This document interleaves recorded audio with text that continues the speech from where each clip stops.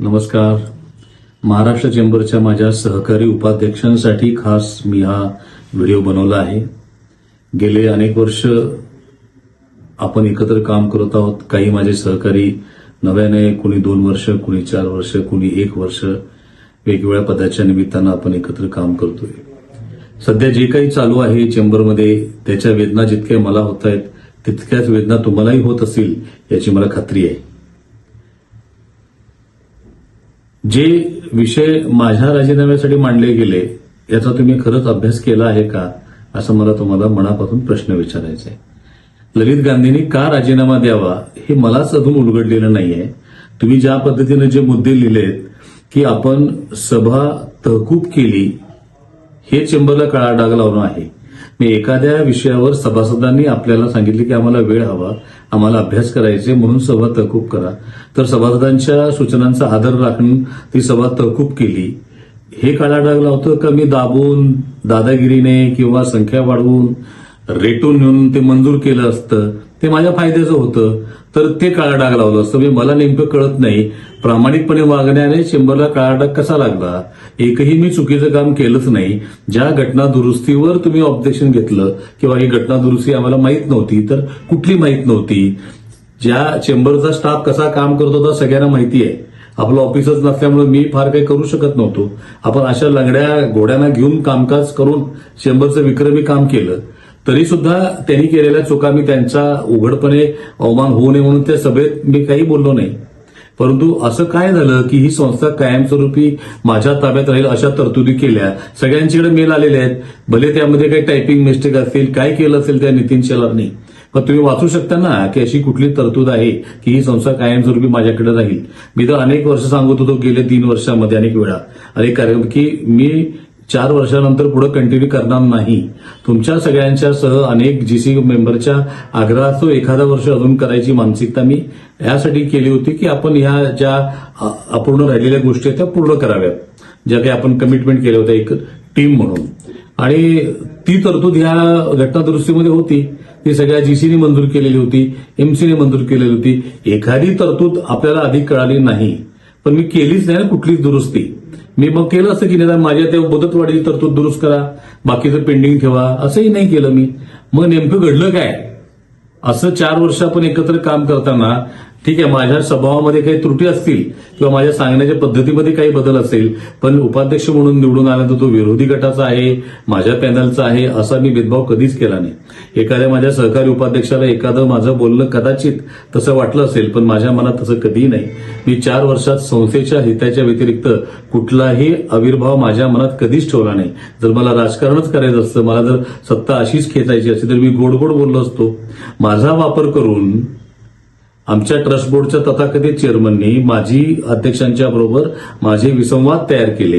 या गेल्या निवडणुकीमध्ये 2024च्या वरिष्ठ उपाध्यक्षांच्या निवडणुकीसाठी मी राज्यभर फिरलो. मी तर बिनविरोध निवडून आलो होतो. त्यांच्यासाठी फिरलो. त्यांच्यासाठी सगळ्या उपाध्यक्षांचा वाईटपणा मी घेतला.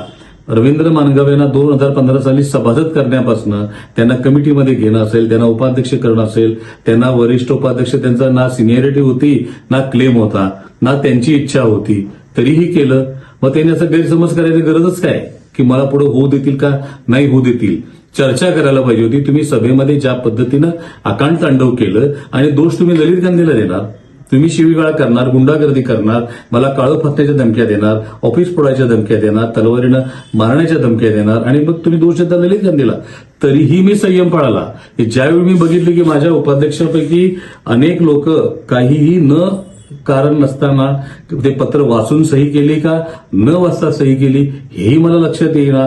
मग म्हटलं तर अशी जर उपाध्यक्षांची इच्छा तर आपण एक स्टेजला असं वाटतं की कशाला मग आपण काम करावं.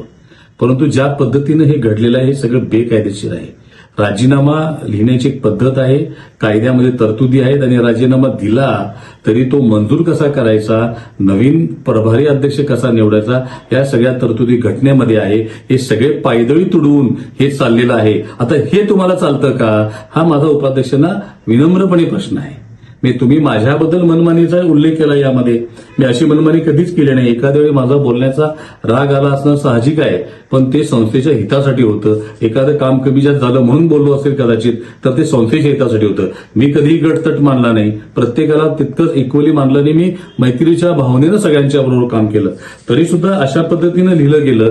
आणि माझे सगळे उपाध्यक्ष असे कोणीच नाहीत की अशिक्षित, अडाणी, कुणीतरी सांगितलं, दबाव आणला म्हणून मी सही केली. मी अनेक लोकांना हात धरून इथं आणलेलं आहे उपाध्यक्ष पदापर्यंत.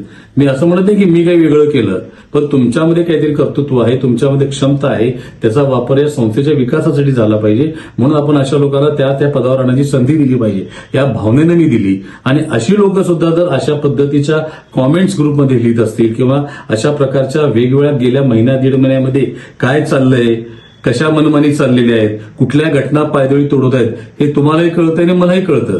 पण आता तुम्हाला चालतं. आणि माझी अशी कुठली गोष्ट होती की ज्याची तुम्हाला इतकी अडचण झाली की तुम्ही माझा राजीनामा मागावा, चर्चाही न करता माझ्याशी बोलायला पाहिजे होतं ना तुम्ही. 4 वर्ष आपण एकत्र काम करतो किंवा 2 वर्ष एकत्र काम करतो, तुम्ही बोलू शकत होता माझ्याशी, बोलायला पाहिजे होतं, संवाद केला पाहिजे होता. तुम्ही समजून एखादी गोष्ट समजा चुकली असेल, काम करत असताना चुकू शकतो माणूस, किंवा बोलण्याच्या पद्धतीमध्ये तुम्ही सांगू शकत होता मला की या असं नाही, आपण अशा पद्धतीने केलं पाहिजे. मग कोणीतरी काहीतरी समज करायचा की माझ्या पदावर धोका येईल, सत्तेची कोणाची तरी लालसा असेल आणि मग सगळ्या उपाध्यक्षांनी त्याला बळी पडायचं, हे कुठेतरी चुकतंय असं मला वाटतंय. त्यामुळे तुम्ही सर्वांनी आत्मपरीक्षण करा. मी एकही काम चुकीचं केलेलं नाही. संस्थेचे हिशोब तपासा, 4 वर्षाचे तपासा, 10 वर्षाचे तपासा. आणि मला आश्चर्य वाटतं की गणिताचा नवीन शोध लावला.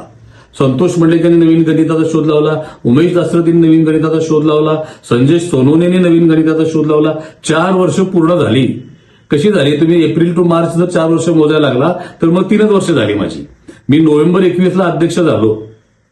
नोव्हेंबरपर्यंत, एप्रिल ते नोव्हेंबर हे सगळा कालावधी, म्हणजे जवळपास 9 महिन्याचा कालावधी हे मंडलेचे अध्यक्ष होते. मग तो काळ माझ्यात कसा मोजणार तुम्ही? ते वर्ष पूर्ण सोडायला पाहिजे तुम्हाला. मग एप्रिल 22 पासून माझा कालखंड मोजला तर माझा अजून कालखंड शिल्लक आहे. आणि मग तुम्ही 4 वर्ष मुदतजारी कसं ठरवता, नवीन गणित शोध कसा लावता, एवढंही आपल्या उपाध्यक्षांना कळत नाही. 21 नोव्हेंबर पासून जरी मोजला तर अजून 21 नोव्हेंबरपर्यंत माझा कार्यकाळ आहे. मग अशा पद्धतीनं प्रोसेस पूर्ण न करता मी प्रत्येक वेळी सांगत आलो, व्हॉट्सअप ग्रुपवर लढाईमध्ये मीटिंग घ्या, चर्चा करा, समोर बसा, प्रस्ताव दिले, मॅनेजिंग कमिटी घेतो त्याला या, गव्हर्निंग काउन्सिल घेतो त्याला या, विशेष सभा घेतो त्याला या, आणि मग निर्णय घ्या, मग सोडतो. पण मी मला काही पदावर टिकून राहायचं नाही. आत्ताही माझा हा लढा पदावर राहण्यासाठी नाही, हा माझ्याबद्दल गैरसमज पसरवला जातोय. माझ्या सर्व सहकारी उपाध्यक्षांना माझी विनंती आहे, मी पदासाठी करत नाही. तुम्ही सर्वजण सक्षम आहात. मी तुम्हाला संधी दिली म्हणजे काही वेगळं केलं असं मानणाऱ्यापैकी मी नाही. त्यामुळे तुम्ही त्याची जाण ठेवावी म्हणून माझ्या बाजूने बोलावं अशासाठी नाही सांगत. पण आपले सत्सत विवेक बुद्धी, परमेश्वराची थोडीफार आपण जर काही करत असलो, इज्जत किंवा मनामध्ये काही आदर, तर आपण ते विचार करावा की आपण करतोय हे खरंच बरोबर आहे का? ललित गांधीनं एवढ्या वर्षात काय केलं? चुकीचं केलं का? एकही रुपयाचा जरी तुम्ही मला चूक दाखवून दिली तर मी सार्वजनिक जीवनाचा संन्यास घेईल. मी फक्त माझ्या सहकार्यांनी ज्यांना मी इथंपर्यंत आणलं त्यांनी पाठीत सुरे खोपसले म्हणून मी शांत राहिलो की मीच माझ्या सहकार्याबद्दल किती भांडायचं. पण ज्या पद्धतीनं एक बदल्याच्या राजकारणाचं काम सुरू झालं, सगळ्या ग्रुपमधून रिमूव्ह करणं असेल, मॅनेजिंग कमिटीमध्ये रिमूव्ह, काय चालवलंय हे? तुम्ही आधी बेकायदेशीर अध्यक्ष होणार, तुम्ही सगळं मला लिहिता वेबसाईट हॅक केली. अरे अध्यक्ष मी कशाला हॅक करतो वेबसाईट? ते माझ्याच ताब्यात आहे. मला तुम्ही ऑफिस हॅक केलं, तुम्ही खुर्ची हॅक केली, ती संस्थेची घटना हॅक केली, पायदळी तोडवली, आणि मला काय सांगता हॅक केली म्हणून? अजिबात नाही. मी एकही चुकीचं काम केलेलं नाही. आता हे मी लढतोय ते संस्थेच्या घटनेच्या रक्षणासाठी. कोण अध्यक्ष होतंय मला काही प्रॉब्लेम नाही, पण ते प्रक्रियेतनं झालं पाहिजे. दादागिरी, गुंडगिरी करून तुम्ही धाक दपटशा दाखवून तिथं अध्यक्ष म्हणून येऊन बसणार. आणि परवाचं प्रकरण ज्याच्यावर बरीच चर्चा झाली की मी 31 ऑक्टोबरला संस्थेत गेलो आणि काहीतरी विचित्र केलं यांनी. अरे अध्यक्ष आहे मी. अध्यक्ष नसलो तरी 25 वर्ष वेगळ्या पदावर काम केलेला माणूस आहे मी. त्या संस्थेत जाऊ शकत नाही मी.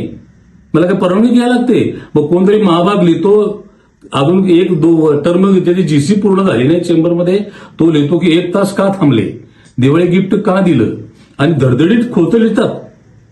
त्या सन्माननीय महिला मानसीताई, मला आदर आहे त्यांच्याबद्दल, पण त्या एवढं खोटं लिहितील असं मी कधी अपेक्षित केलं नव्हतं. त्यांच्यात एवढी हिंमत आहे तर त्यांनी ती सीसीटीव्हीचं फुटेज दाखवावं. मी कुणाला मोबाईल हिसकावला सगळं दिसेल ते सीसीटीव्ही मध्ये. आशिष पेडणेकर बाउन्सर घेऊन आले, ह्याच्यावर कोणी लिहित नाही. ते बाउन्सर घेऊन का संस्थेत आले? त्याला काळा डाग नाही लागला का तुमच्या संस्थेला? मी संस्थेला गेलो म्हणून काळा डाग लागला? काय लोक बोलतायत त्या झूमच्या मीटिंगमध्ये?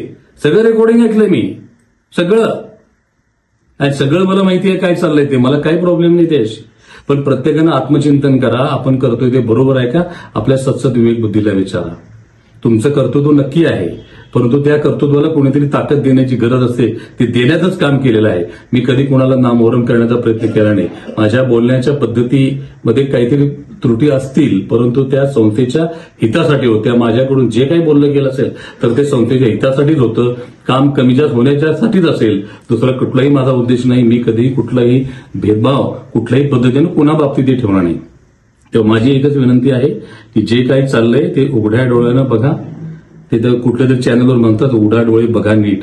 ती वेळ आलेली आहे. कोणीतरी सांगतं, आमच्यावर दबाव टाकतं, मग आम्ही ह्यांच्या बाजूचे की त्यांच्या बाजूचे हा संभ्रम तुम्हाला पडतो. एवढे वर्ष माझ्याबरोबर काम करत असताना नवीन माणसाबरोबर जाताना तुम्ही लगेच माझ्याबरोबर राहिलं तर लोक काय म्हणतील असं वाटावं. ह्याच्यापेक्षा वेदनादायी गोष्ट काय असते? आणि एकही चुकीचं काम केलं नसताना केलेलं काम जर तुम्हाला कोणाला दिसायलाच तयार नाही, संस्थेला कुठल्या स्टेजवर आपण नेलेलं आहे, काय लेवल केलेली आहे संस्थेची हेही दिसत नाही आपल्याला, पण कुठंतरी हे चुकतंय असं मला वाटतंय. तर मला काही दोष द्यायचा नाही हा व्हिडिओ केला नाही. खरं तर आपण सगळ्यांनी बसलं पाहिजे होतं. मी पहिल्या दिवशीपासून 24 पासून मला थांबलो असतो तर कदाचित आपली भेट झाली असती, पण वडिलांची माझी तब्येत अजूनही नाजूक आहे. मला त्यावेळी जास्त एक दिवसापेक्षा जास्त बाहेर थांबत नाही मी. आता 2-4 वेळा मुंबईला जावं लागलं या सगळ्या प्रकरणाच्यामुळं. पण कुठेतरी हे चुकीचं घडलेलं आहे. खोट्या पोलीस कंप्लेंट केलेल्या आहेत माझ्यावर. मी कुठल्याही महिला कर्मचाऱ्याशी चुकीच्या भाषेत बोललेलो नाही, कधीच नाही. यापूर्वीही बोललेलो नाही, त्या दिवशी बोललो नाही. त्या दिवशी तर जवाहरबाई सातारकर 90 वर्षाचा उद्योगपती जो चेंबरचा मेंबर आहे तोही होता माझ्यासोबत.